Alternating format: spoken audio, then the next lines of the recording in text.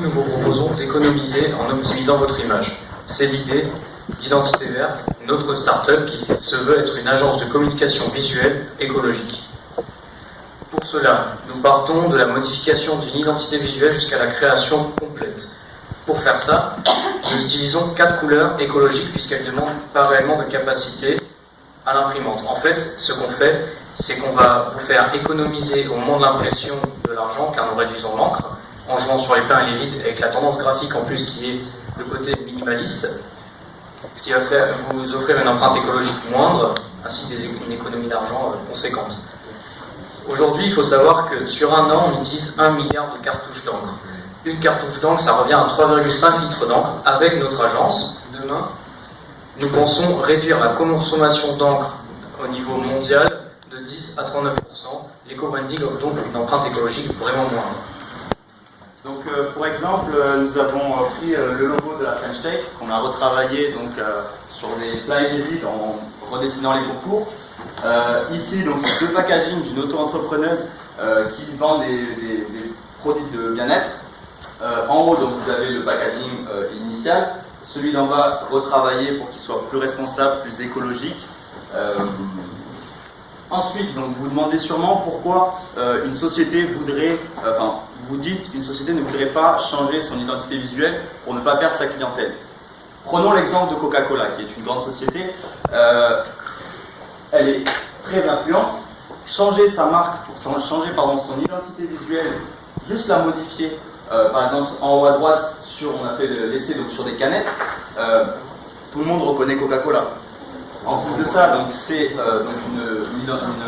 un packaging brut, minimaliste. Selon des études, cette canette est 5 fois plus impactante que la canette initiale. Et donc, forcément, des économies d'argent pour Coca-Cola, vu que la surface d'encre est réduite. Même exemple pour Apple, où voilà, on économise 90% d'encre imprimée. Prenons le cas maintenant de la SNCF. Certes, vous allez me dire, il y a les e-billets en développement. Cependant, il y a plus de 1 milliard de tickets par an qui sont imprimés encore aujourd'hui. À gauche, un billet initial de la SNCF. À droite, le billet retravaillé, donc également le logo qui est retravaillé. Sur le billet à droite, plus de tableau, seulement, bon là du coup la qualité n'est pas très bien sur le niveau projecteur, mais vous avez donc la typographie qui est changée, donc modification des graisses. Et donc pour hiérarchiser les informations, donc ici ils ont utilisé un tableau, ici on joue sur la graisse des informations, donc les plus importantes. Donc ces billets-là représentent en fin de compte 10 millions d'euros économisés pour l'entreprise SNCF, ce qui n'est pas négligeable. Alors, sachant que l'impression se fait de moins en moins, on a tenté de l'exporter jusqu'au digital. Pour cela, nous avons posé sur une interface, par exemple ici Samsung.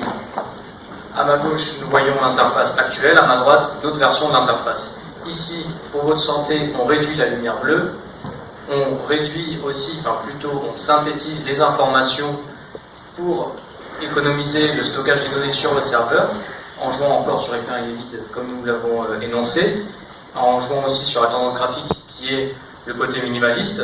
Cela vous offre donc une empreinte écologique moindre vu que les serveurs sont plus petits, une économie d'argent. Alors comment fonctionne notre entreprise? Eh bien nous proposons, donc nous vendons des services, donc la création et la modification d'identité visuelle, de chartes graphiques. Donc on a des revenus donc, sur la vente de création et de modification d'identité visuelle, mais également sur les copyrights, donc on prendrait une certaine commission. Ensuite, on a pour projet également de prendre 10% sur l'économie réalisée par l'entreprise lorsqu'elle imprime tous ces cartes de visite, flyers, etc.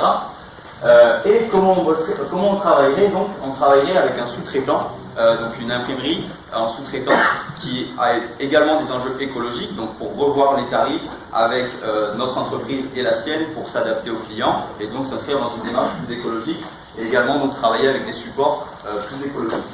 Donc en fait, on a une rentrée d'argent qui est récurrente.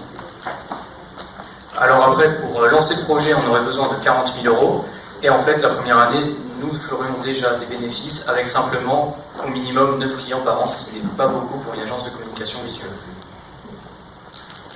Alors, l'éco-branding est une tendance graphique qui a été énoncée par un graphiste Nous avons pris du coup le cours et nous avons créé une agence pour exporter jusqu'au 10